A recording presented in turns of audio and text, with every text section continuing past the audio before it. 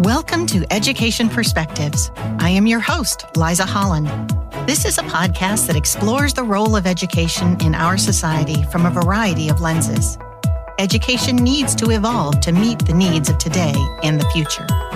Solving such huge issues requires understanding. Join me as we begin to explore the many perspectives of education. Robert Earl Gunn Jr. was born in South Bend, Indiana, and has served the community for the past 2 decades. He is married to Dr. Lacey Gunn and has 2 wonderful children. Robert graduated college from Earlham College and joined Teach for America in 2002, where he began his teaching career in St. Louis, Missouri. During his time in education, he served as a classroom teacher, assistant principal, and founding principal of the W.E.B. DuBois Academy in Louisville, Kentucky. Currently, he serves as the Chief Equity and Impact Officer at Metro United Way, where he leads transformative work across the greater Louisville region. In his new role, he works to provide solutions to root cause challenges that have led to disparate outcomes that negatively impact members of our community. The goal is to ensure our community has thriving kids, strong households, and an equitable community. We welcome Mr. Gunn. Mr. Gunn, we're so delighted to have you with Education Perspectives. How are you today? Oh, again, it's a great day to be alive. And to any of the Spanish-speaking brothers and sisters out there, es un gran día para estar vivo. I'm doing incredibly well. That's fantastic. So our first question is always the 30,000-foot view. Why do you think that we as a society invest in education?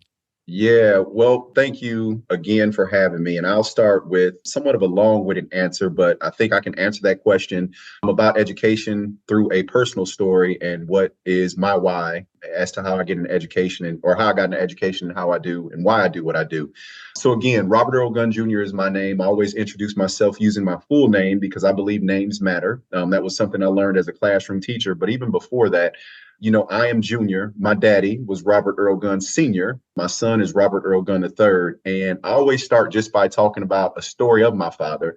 So his nickname was Soul. My nickname was Chub. We were big on nicknames in my family. But a little bit about my father. So for 44 years, he worked in a factory right down the street from the home I grew up in South, where I was born and raised in South Bend, Indiana. And one of the things that was really important in my household was my mother always told me that I was going to college. Now, I was the youngest of 4 growing up in my household, but I was the first one to actually graduate from college. 2 of my older siblings went to college on time, but for different reasons, they left college. My sister was pregnant, and then my older brother went on a football scholarship, and he was actually exited like a week into the program. Great news for both of them. They went back. My sister is now a doctor, and my brother received his bachelor's degree as well. But anyway, so back to my story of my daddy. So he told me I was going to college. I was about 16 years old, and it was time to start filling out applications and trying to find out the process. So I went to him for help. He was like, all right, Daddy, it's time for me to, get this done. Like, where did you go to college? And it was at that point, Liza, where my father told me, well, I didn't go to college, son. Actually, I didn't even graduate from high school, which I did not know at the time. And I was really surprised by that. And he was like, well, your mother didn't graduate from high school either. So this was all news to me. So I wanted to ask him, like, why didn't you graduate from high school? Because for me, my father was always my hero. He was my idol. His legacy is what I want to carry on. And I'll talk more about that later. But it was really like, okay, you could have been anything that you wanted to be in the world. Didn't go to high school, but you're making me go to college. You're telling me I'm going to college. Like, what's up with that? And essentially, he told me 4 things. He said, first, he didn't have anyone at his high school that looked like him. Second, he said he didn't believe that anyone at his high school truly believed in him or his abilities. No one was there to invest in him. Third, he talked about what he was learning, which we know as curriculum, right, and instruction, and it just was not relevant. He didn't see the point in it. But the 4th thing that he said that was really important to me was he could have made a better living hustling out on the streets than he could going to school. And I'll never forget, I told him that day, Daddy, I should have been your teacher. And that's when Robert Gunn, the Educator, was born. I wanted to make sure that for the rest of my being on this earth, that there would not be individuals who looked like my father and those who didn't, but who did not feel that they had a place in education and they could much rather do things out on the streets than they could go into school. So I believe education is so important. Because at least in this country, Liza, the thing that I often talk about, if you're an educator, I believe that you're a saint. I believe that you're doing God's work. I believe that it is the most noble and worthy profession that exists, and that is above all other professions. And people often say, well, why do you say that, Robert? And in this country, you're going to go to school. You're going to have experiences. That's going to be something that's mandated. Now, we know that as you get older, you can decide, like my daddy, not to go to school anymore, but you're going to get the opportunity to get an education. And I firmly believe that individuals in classrooms and in schools have the opportunity to either make your educational experience and make you feel education is for you and it could be a gateway to greatness, or in the case of my daddy, you can have individuals in a school building that turn individuals off to education and make them think that it's either not for you, you're not welcome here, you're not meant to do anything in your life that is in the academic arena. So that is how my educational path, got started, and why I believe in the power of education. I don't think that we should throw away anyone. I think that everyone in our community can be an asset. Everyone has value. And I think that education, we have a really unique opportunity to instill in the students, pour into students, and really start to show them what opportunities and what dreams can exist for them and how to fulfill them through the work that we do in school buildings. You're right. The story was a wonderful way to address that issue.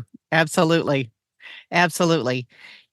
In speaking with our mutual friend, Jay, he was talking about the really unique educational experience that you all were able to create at the W.E.B. DuBois Academy in Louisville. Can you tell us a little bit about why that was special and how you were able to kind of infuse some of that wish for all students into that experience? Absolutely. And I'm glad that you asked that. I could have gone into that right after my last story, but I was hoping that this would be the next question. So W.E.B. Du Bois Academy, Louisville, Kentucky, it was the love of my educational life through and through. So our mission was really simple. It was to engage, eliminate barriers, and empower each young man that we serve to achieve excellence.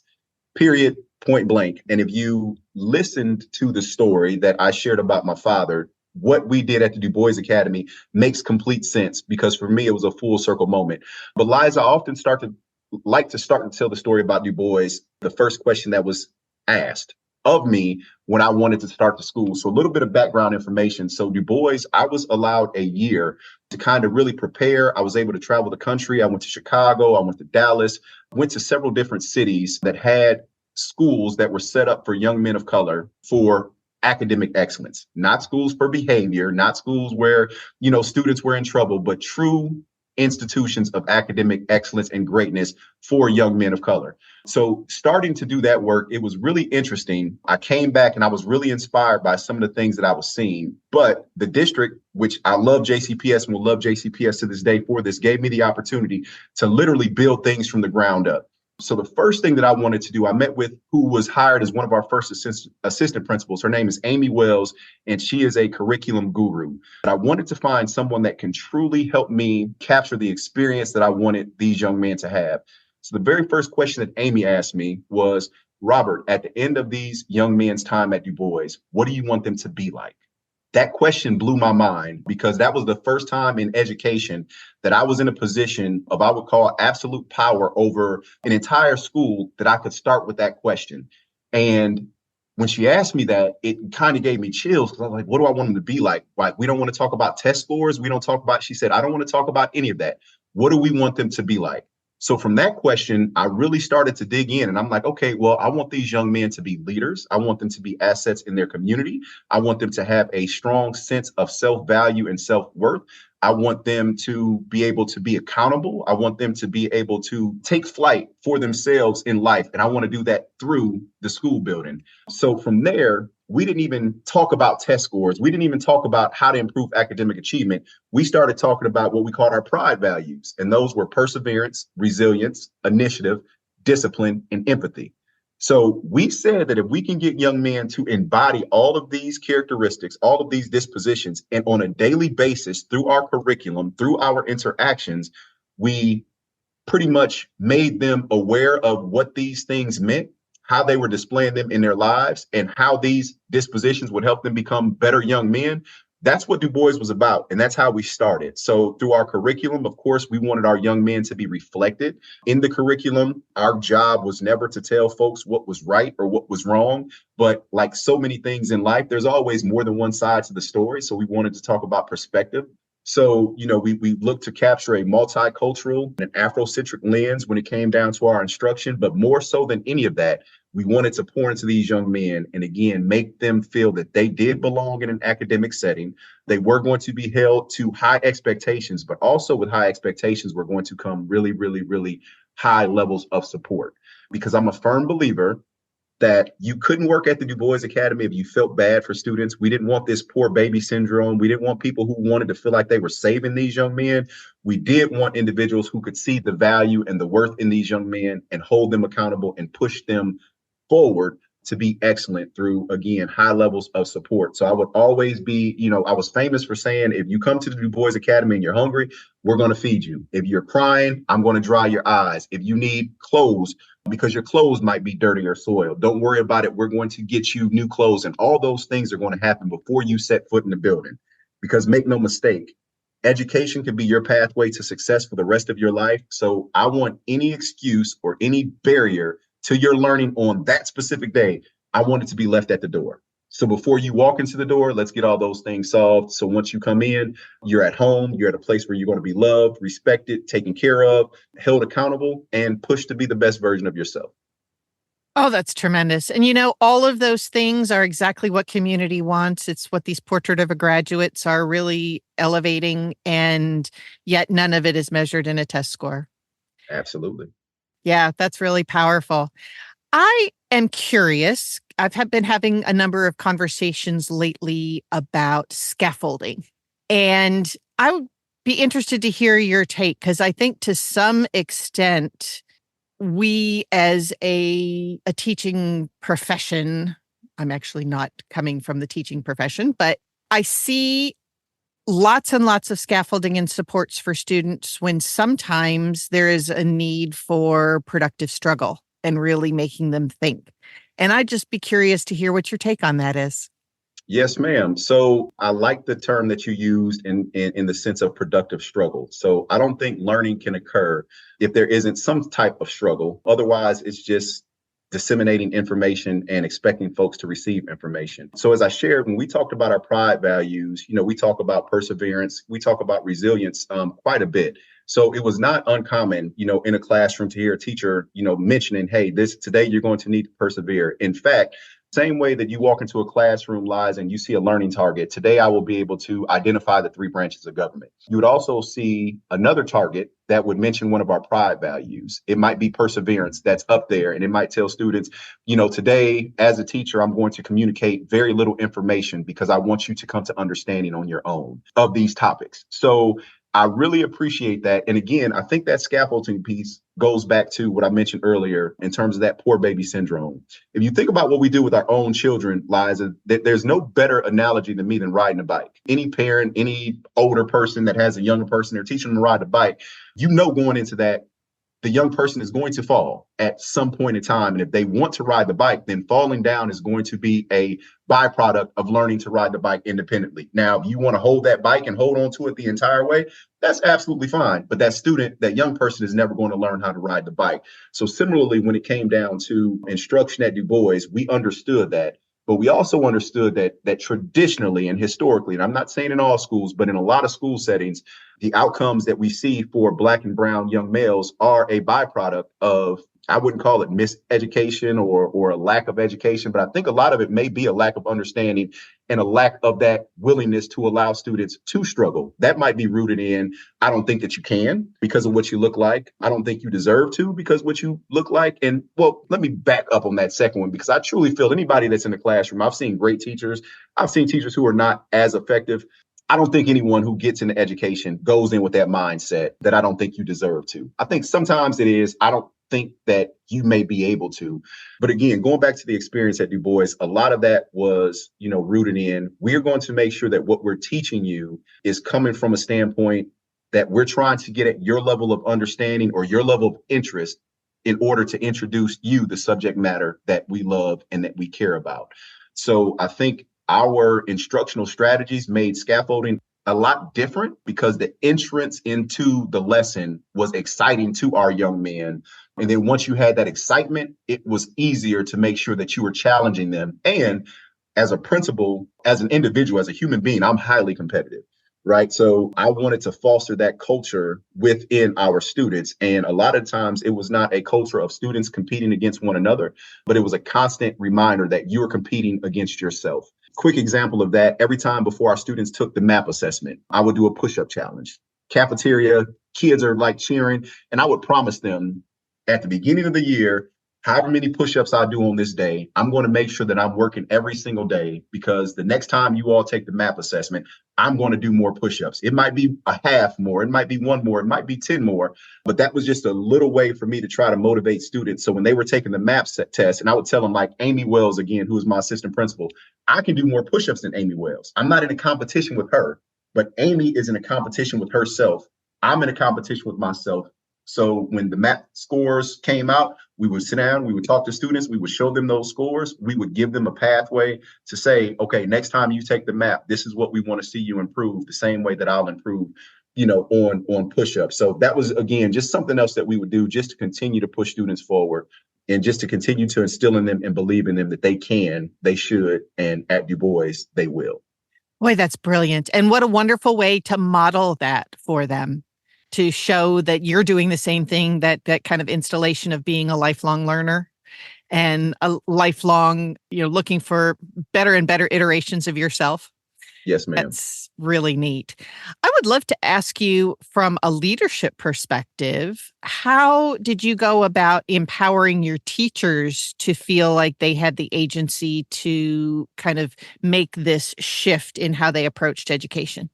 Yeah, that is a great question. So Kathy Chanel Gunn, who is still at the DuBois Academy right now, would tell you that one of my favorite sayings was, there does not have to be a box here at DuBois. So one of the things, Liza, that in starting the DuBois Academy, not only was I able to, help shift and shape what the curriculum would be and bring students in, I was also able to hire every staff member from the time that I started. Right. So the first year, we only had 6 grades. That year, I think I hired 7 teachers. And that 6th grade class, they are now juniors at DuBois. But we added 1 year or 1 class each year. So our 6th graders was our first year. They became 7th. Then we had 7th and 6th. Next year, they became 8th. We had 8, 7, 6, so on and so forth. But I created the interview questions. Part of them, I mentioned the pride values earlier. There was a question about every pride value where the teacher had to let us know, what does perseverance mean to you? Give us an example in your life of when you've persevered.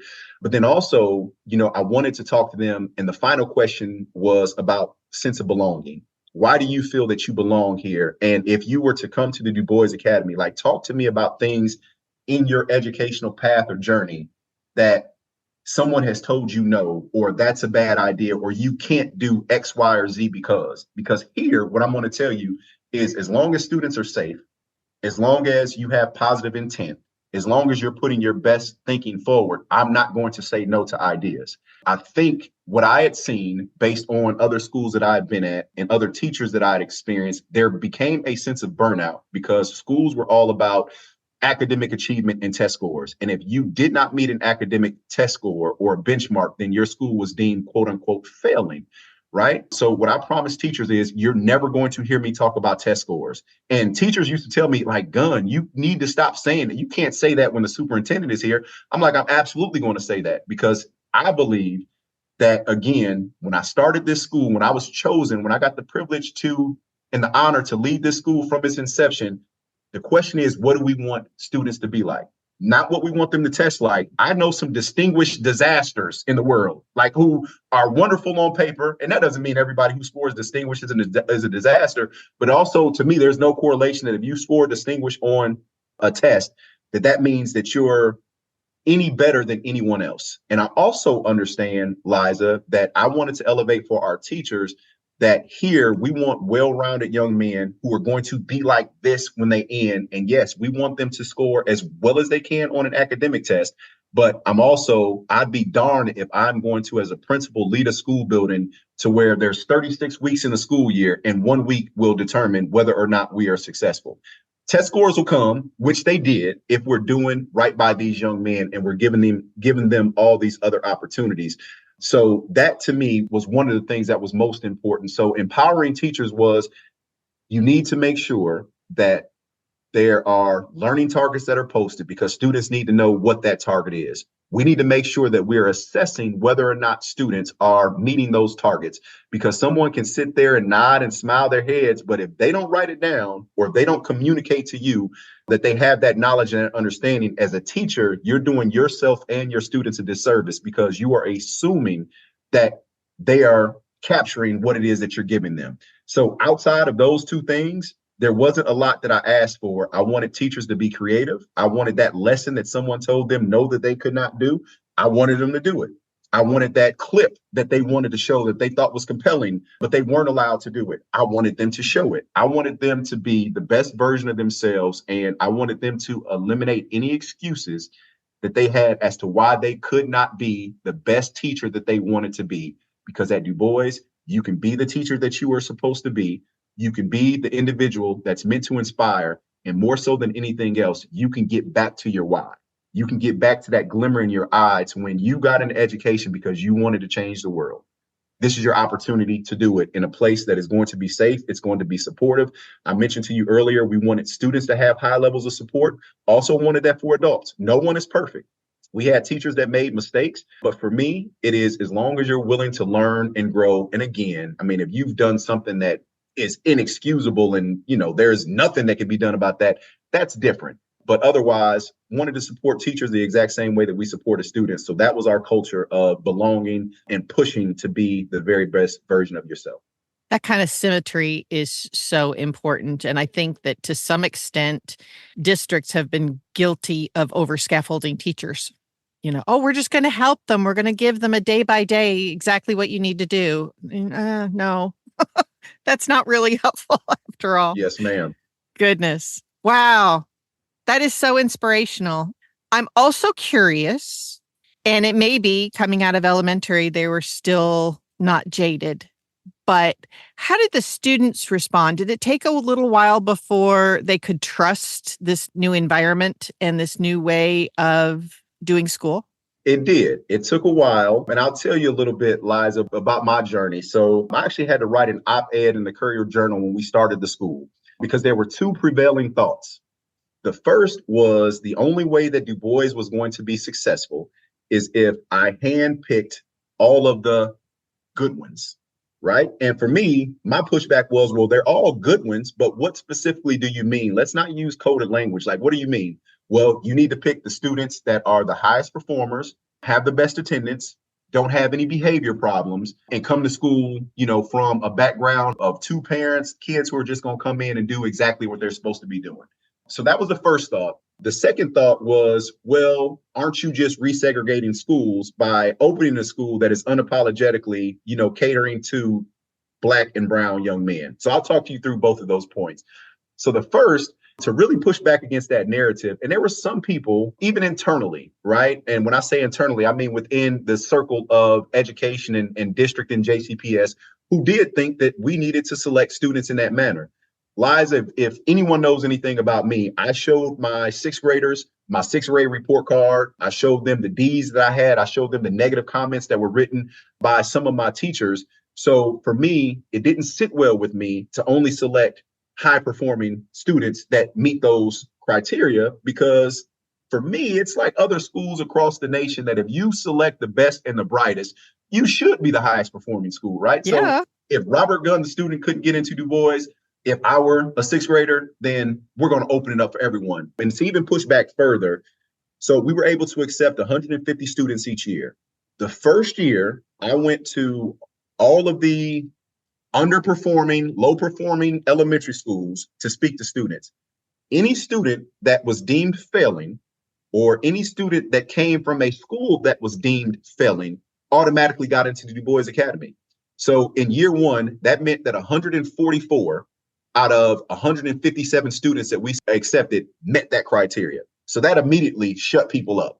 Like, you can't say that we're going to be successful because we select the best and the brightest. The second piece, when it came to the segregation, it just took me maybe a couple of minutes to address that, because my pushback to that was, well, schools are already segregated.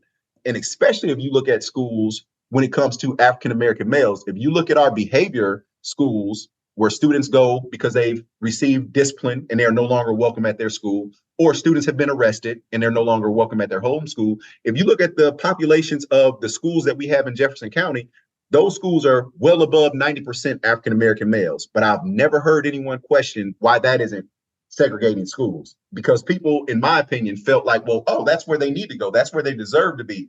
Forget the fact that, again, over 90% of the students at that school are Black and brown males. So why is it that we're being questioned when we want to start a school that is about excellence for young Black males? So those were the two big arguments that happened, when we started. But fast forward the 5 years that I was at DuBois, things that were a fact. We had, with those students that I mentioned, because we continued to select students in that manner, at one point we were accused of over-identifying students as gifted and talented, because we thought gifted and talented, Liza, just didn't mean reading and math. We also felt that students should be identified for their creativity, leadership, visual and performing arts. One quick story that I'll tell you, I'll just use the initials AB. I'll never forget one of the most powerful conversations. AB was a C student through and through, really didn't care too much for school. Think he liked DuBois, he liked being there, but his entire elementary experience wasn't so great. And he went to one of those quote unquote failing schools.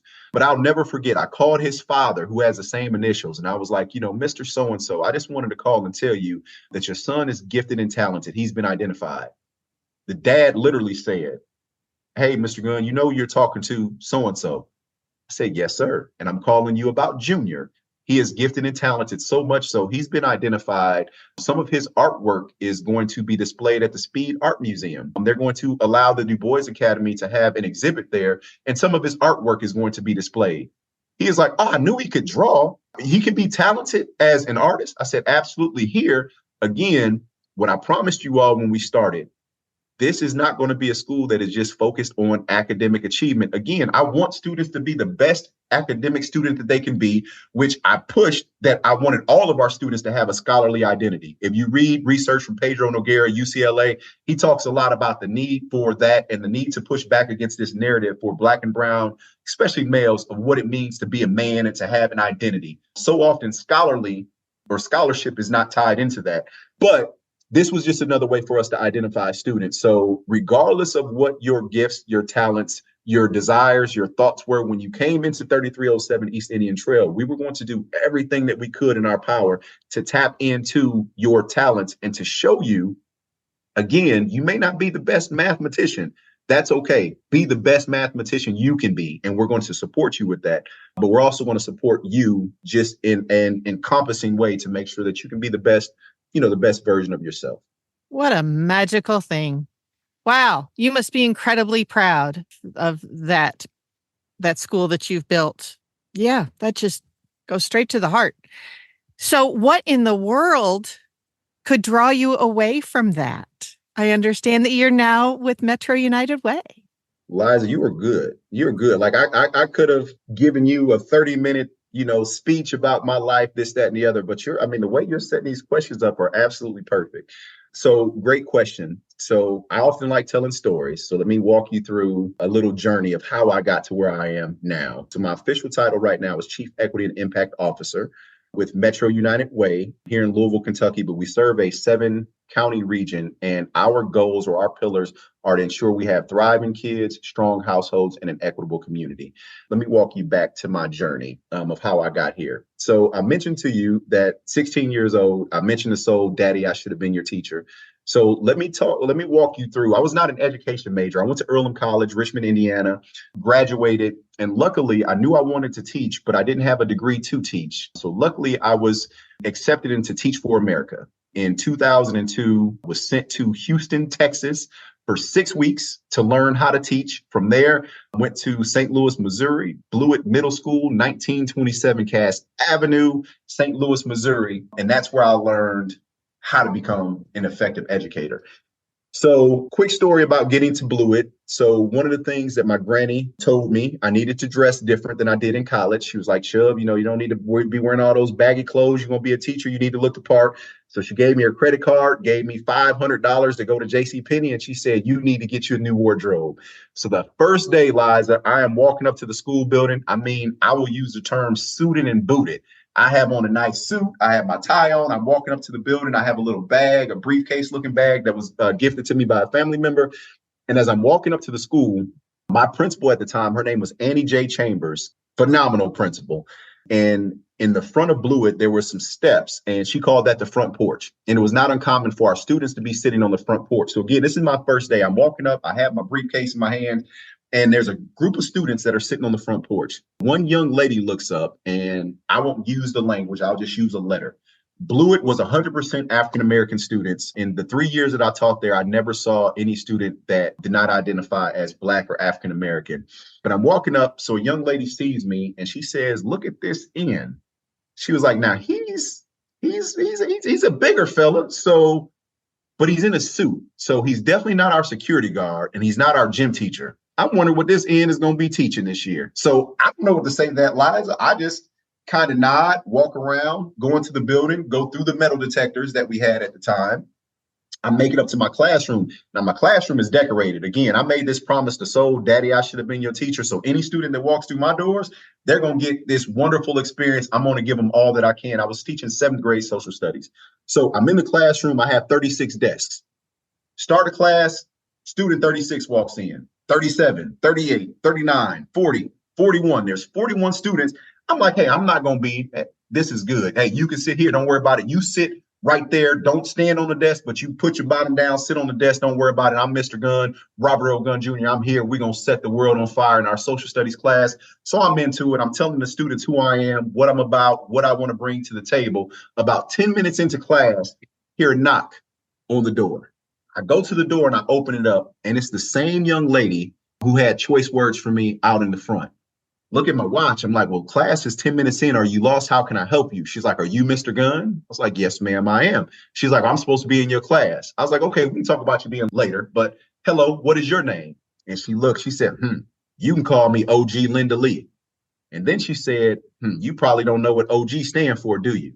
I bent down. I said, young lady, don't let this shirt and this tie fool you. Get your butt on into this class so you can learn. I do know what OG means, and you don't know anything about me. So let's not assume anything about each other. Let's go. And I share that story because a couple months into the school year, Lyndon Lee and I, we bumped heads quite a bit at the beginning of the year. But a couple of months in, we had a groundbreaking moment. I got to school early, as I often did. I worked from 6 a.m. to 6 p.m. every night. But I got to class, and sitting outside my classroom was OG Linda Lee. She was sitting there. She had her head down in her arms and sitting with her backs up against the locker. So as I often do, like I would go and I would sit down next to her. I'm like, what's going on, OG? And she's like, well, my mom didn't come home last night. And I was like, oh, man. She's like, but that's not uncommon. She's like, that happens. I'm not worried about anything. But she's like, Mr. Gunn, today is my birthday. My mama was supposed to take me to get my hair done yesterday. So at the time, I'm 21 years old. I don't have children. Currently, I have a daughter who's 16 and a 12-year-old son. But I'm sitting there. I'm like, well, I can do your hair, right? So she looks up kind of like you just did, and she smiled a little bit. So I'm like, okay, just hold on 1 second. So I run across the hall. Miss Banks is across the hall. I'm like, Miss Banks, hey, I need a red rubber band. She's like, Gunn, what you doing? I was like, OG is out here and she wants me to do her hair. She's like, send that girl in here. I'll take care of it. You probably don't know what you're doing. I was like, I don't, but she said that I can do it. So let me get a rubber band. So she gave me a rubber band. Right across the hallway from my classroom was a water fountain. I'm like, come on over here, OG. So Liza, I start getting water on my hands, starts, trying to smooth back as much as I can her hair, put that rubber band on that thing. I gave her the most untight ponytail that you'll ever see in your life. But she walked around that entire day telling everyone who would listen, Mr. Gunn did my hair. I understood right then and right there that, again, as an educator, the ability that I had to form a meaningful relationship with a student that would last and transcend anything that I ever taught her in social studies, but that relationships really mattered. And if you truly cared about people, you would take the time to see them as individuals, to know them well enough to know when they needed something and to do all you could to support them. That's who I am through and through. So you fast forward, we left St. Louis. My wife got to medical school here. So I taught for another 3 years. So I'm taking you from Robert Gunn, the teacher, to Robert Gunn, the administrator. So I was at Conway Middle School and had a teacher or an assistant principal. Her name was Donna Burkhead. And it was not uncommon for Miss Burkhead or any administrator in the building to bring to my room all the students that were misbehaving, right? Hey, Mr. Gunn, we got 3. Can we bring them here this period? Absolutely. Who is it? Oh, it's Liza, it's Jay. Hey, y'all come on in here. Y'all know what to do. Don't bring that foolishness in here. You know where to sit. Come on in here. Let's have some fun. I don't know what you did. Don't care. Doesn't matter to me. You're going to get another social studies lesson in today. So we would do our thing. And one day after school, Miss Burkhead came up. She was like, Robert, you really ought to be an administrator. And I pushed back. And I was like, well, Miss Burkhead, I don't think you like your job. She kind of chuckled. She was like, well, why not? I said, well, on a daily basis, you bring me students. You don't seem like you're enjoying it. Like, it seems like you just deal with bad behavior like all day long. At least as a teacher, I can close my door. I can shut my students off to everything that's going on outside of the classroom. And I know for that 90 minutes, I can give them an experience where they're learning, they're safe, and they're successful. She's like, that is exactly the point. Imagine if you could do that for a school building, not just a classroom. She made me think, and I was like, okay, let's do it. So I became a principal, Foster Elementary. 5 years I was there, and this is before DuBois. Foster was the second lowest performing elementary school in the state at the time, or maybe it was, we were 634 out of 734 schools in the state, something like that. But again, relationships matter, culture matters. Got to Foster, realized there was a lot of things that needed assistance. One, we needed an expectation shift in the adults. We needed to make sure that students understood that there was order in the building. So the funny thing about Foster as a principal, my first year there, our test scores went down in all 5 assessed areas. However, I had a leader at the time, Mr. Kirk Lattimore, who pulled me to the side. He said, Robert, don't pay attention to test scores this year. I want to show you these numbers about school culture. Look at the approval ratings of parents. Look at the approval ratings of students. Look at the approval rating of the overall community. Test scores will come. Right? Next year, exactly what he said. The following 4 years, we had tremendous growth, double-digit gains in reading and math, number of proficient and distinguished, double-digit decreases in the number of students that were performing novice.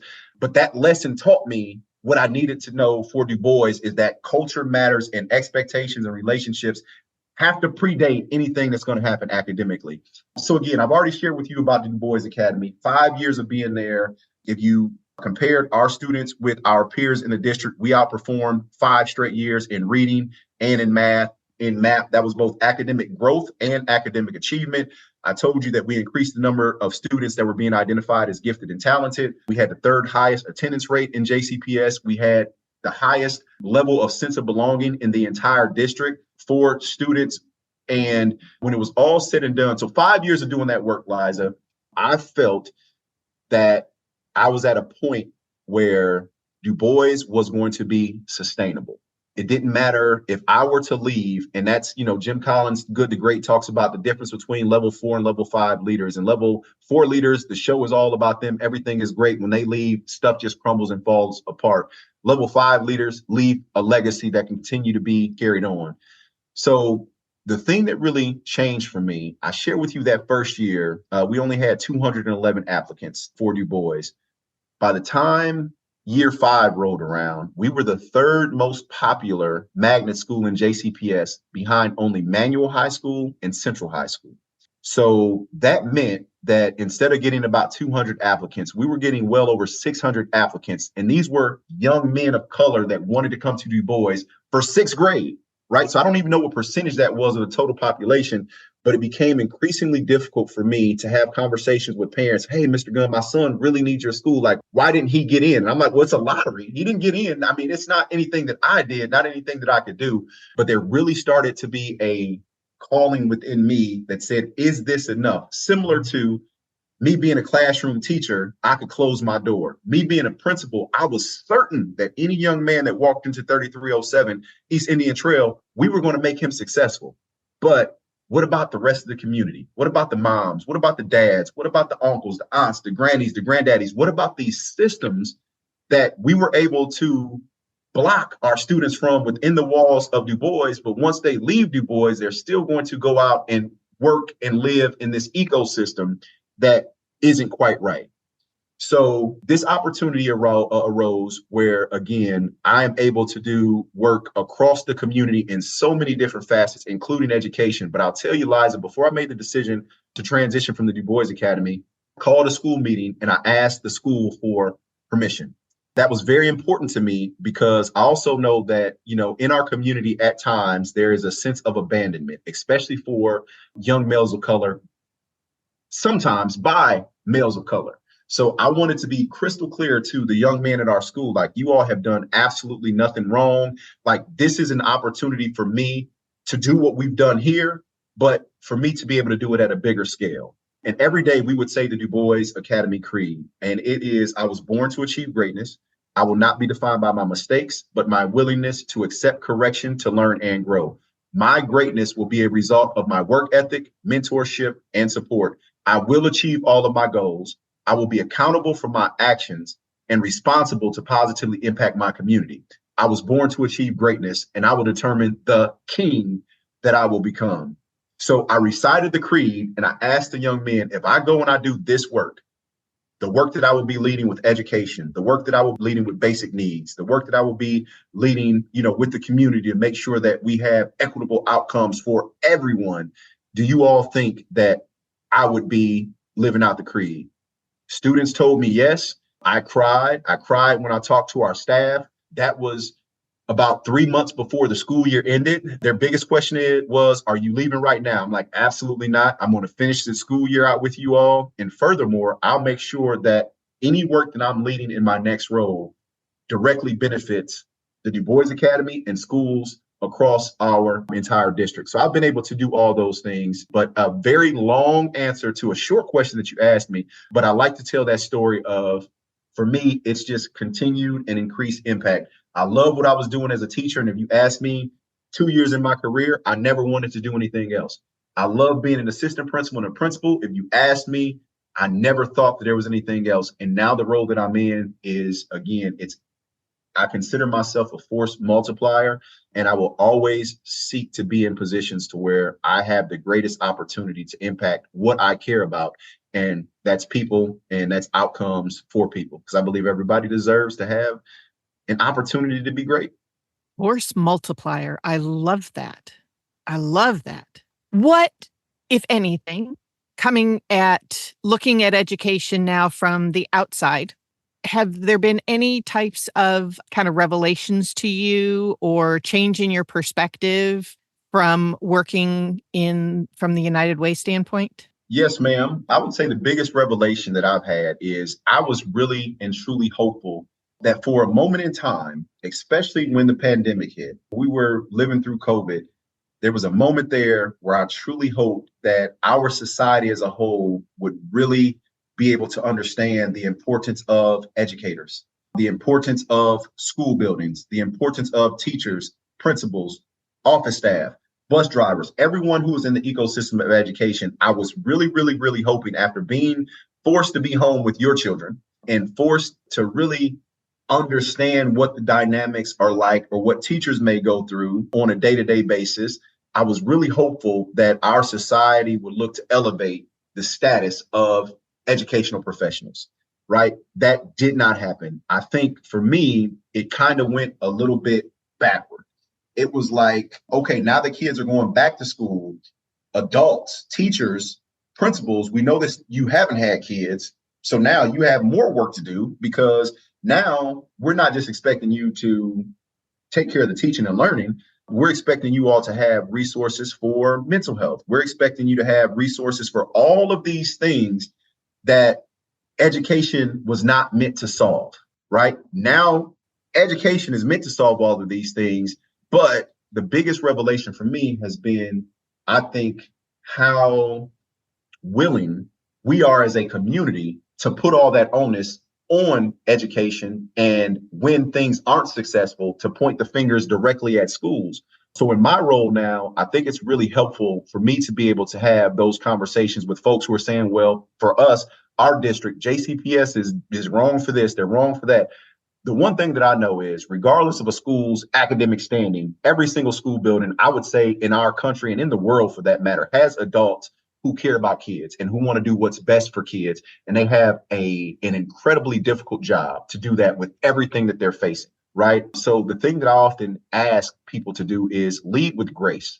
It's fine to have questions. It's fine to even be critical, but also understand folks are doing the best that they can do. They're being asked to do more now than they've ever been asked to do in the history of education.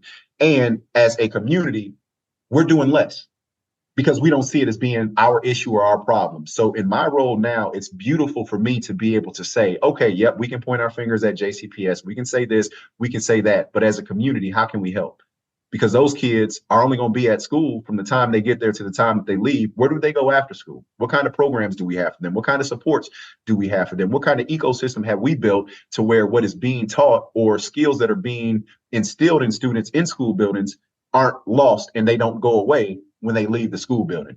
So from the former principal standpoint, I could say from 6 a.m. to 6 p.m. lines, I never worried about anyone at 3307 East Indian Trail. When you're with me, I got it. What I worried about is what happens when they're released to you.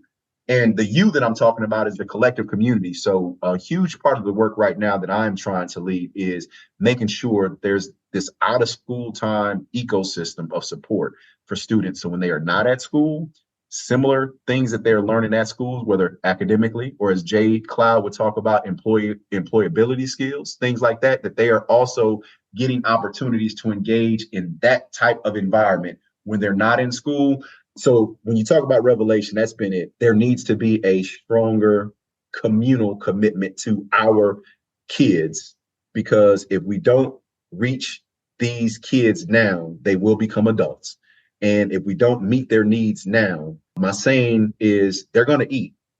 They're going to find ways to eat. And, it's best if we teach them ways to be fed in ways that will only positively impact their lives and the lives of those around them. If we continue to fail to do that, then the issues that we have now will come back to bite us as these young people, continue to grow older. Boy, isn't that the truth? That's exactly why I kind of pivoted. My background is mostly in nonprofit management. I've executive director of multiple associations over time and whatnot. And I came to education as a very involved parent through the PTA route. And I have decided that this is where I need to be for that exact reason, that we need to, that whole piece of it takes a village really resonates with me.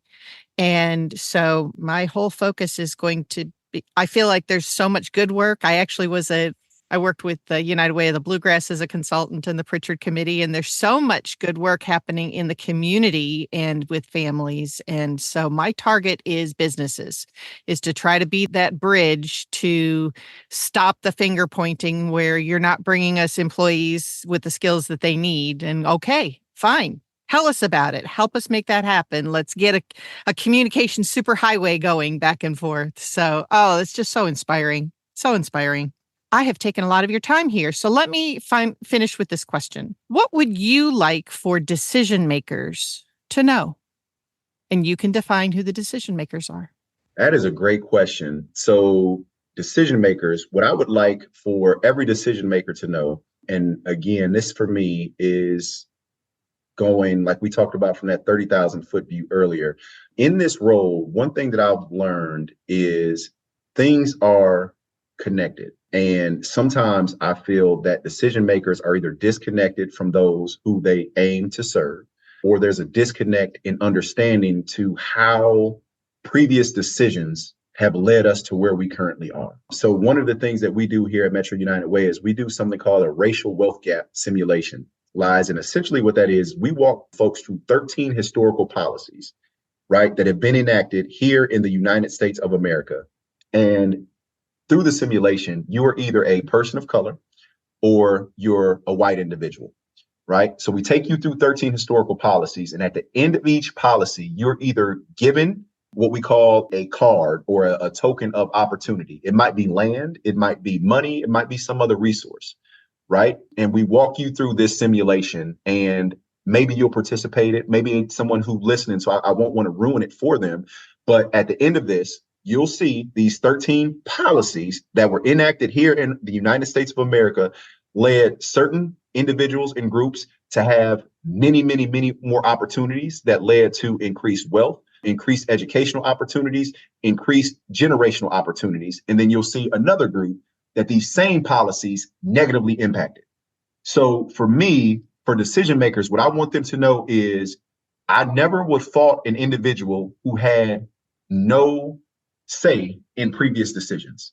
That's not your fault. You weren't around. But I also would want decision makers to be able to understand and make the connections that things sometimes aren't what they seem. Certain individuals, certain groups aren't doing worse because they're lazy, because they're genetically predisposed to bad things. Like if you literally just walk through and you look at these policies and you look at systems that have been in place, you can literally see how and why certain outcomes have been what they are. So I don't blame any decision makers for those decisions, but I will look to ask for accountability and onus in how do we undo these things. But you have to see that that connection is there. So that's what I would want them to know. I would want every decision maker to truly understand that any decision that you make will not just impact folks now, it could have implications in the future. But in order to, kind of try to get back to understanding equity and understanding why certain outcomes have been what they are, I would just ask decision makers to be historians as well, because we cannot continue to repeat mistakes that we've made time and time again. So again, not your fault that decisions were made, but understand how those decisions impacted and understand how decisions that you make now could have lasting implications, whether that's positive or negative for individuals. Then the last thing I would say about decision makers, make sure those who are closest to the problem or the issue oftentimes can be closest to the solution if you simply ask. Don't assume that as a decision maker that you understand what people want or even what people need or how they want it or how they need it. So I would say, understand historical happenings and how they've led to things. And then also ask the people that you aim to assist, the people that you aim to not give a hand out, but a hand up. Ask them their opinions and their ideas, because oftentimes, they have the best ones. Excellent, excellent, excellent. Thank you so much for this incredible conversation. Just an amazing time to spend together and so enlightening. Thank you so much. Yeah, thank you for the opportunity. It's been wonderful. Just see you on screen and have a conversation. And I'm honored. Thank you for the time. And if there's any way that I can support in the future, please don't hesitate to let me know. But it's been a pleasure. Thank you so much. Thank you so much for listening to this episode of Education Perspectives. Feel free to share your thoughts on our Facebook page. Let us know which education perspectives you would like to hear or share. Please subscribe and share with your friends.